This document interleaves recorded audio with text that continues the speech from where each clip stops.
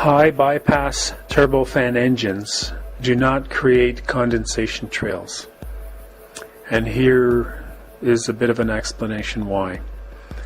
So don't be fooled, long or short. If you see a trail coming out of a jet, with very few exceptions, it's an intentional toxic chemical aerosol, also known as chemtrails.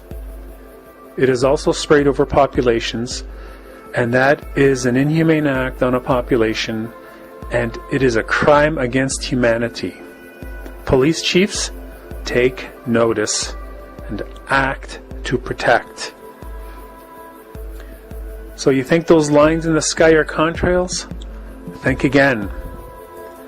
The trails being left in the sky by large aircraft cannot possibly be condensation trails or contrails. Once this is understood, then we are left with the ominous question, what do these trails consist of? High bypass turbofan jet engines do not create condensation trails. The ratio of the air to the exhaust is much too high to facilitate the formation of condensation, because the majority of the air expelled from the back of the engine is not combusted. It is passed through the fan and simply blown out the back without mixing with any fuel at all. It's almost as if it's a propeller plane and using the jet turbine as the engine making the propeller turn around. So let me say that again. The ratio of air to exhaust is much too high to facilitate the formation of condensation, because the majority of the air expelled from the back of the engine is not combusted.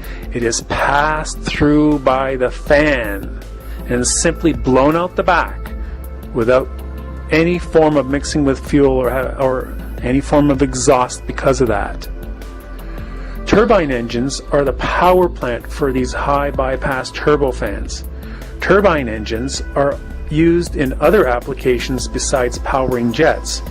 They are also used to power helicopters, yet we never see trails coming from helicopters, and the reason is simple.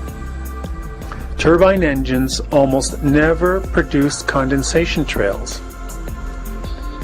In the turbofan jet engine, notice the large ratio between the bypass fan diameter and the core part of the engine? It's huge. Every condition at the exhaust output of the engine is wrong for contrail formation. The formation of condensation trails requires high vacuum, cold temperatures, and high humidity. However, the output side of a jet engine contains mostly outside air that has been pushed through the engine by the large ducted fan, the bypass fan. The ducted fan is the set of spinning blades that you see when you look at the front of the engine. So let me repeat. The output side of the jet engine contains mostly outside air that has been pushed through the engine by those blades. This high pressure at the output of the engine is contrary for the formation of condensation trails because of the pressurized air. And pressurized air has the ability to hold much more water in suspension without producing condensation. Only a fraction of the air that enters the engine is taken in by the turbine engine. The air is mixed with jet fuel, essentially kerosene. It's combusted and then exits the engine under very high pressure and high temperature.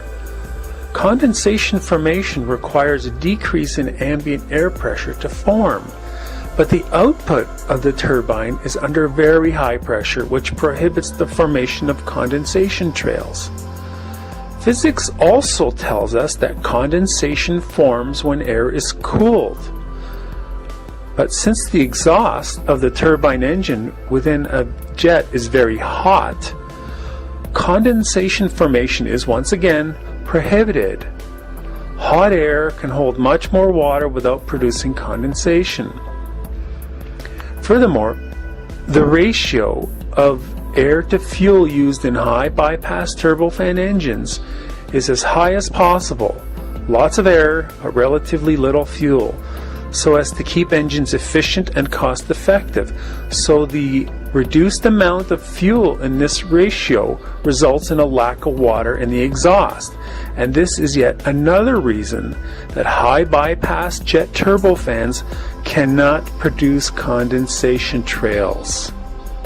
In short, the more efficient the engine, the less fuel it uses per unit of air moved, and this renders the high bypass turbofans virtually incapable of producing condensation trails.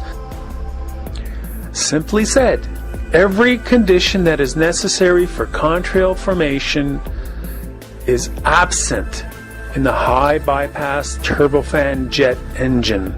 Let me say that again. Every condition that is necessary for contrail formation is absent in a high bypass turbofan jet engine.